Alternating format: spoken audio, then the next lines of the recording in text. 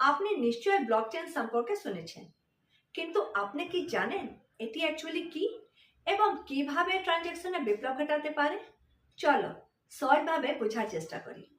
Blockchain মূলত একটা decentralised database যে ক্রিপ্টোকারেন্সি ইউনিটসদের মুভমেন্ট ট্র্যাক করে এবং ইউজার্সদের মধ্যে ট্রাস্ট তৈরি করে।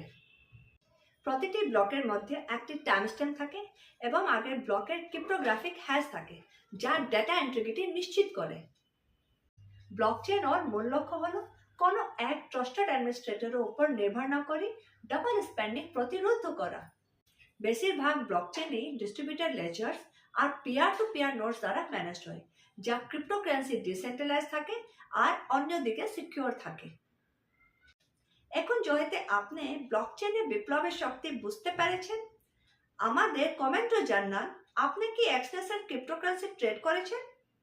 এই ছাড়া আরো ইনফরমেটিভ এবং এডুকেশনাল ভিডিওসের জন্য আমাদের ইনস্টাগ্রামে ফলো করো। ধন্যবাদ। Thank you.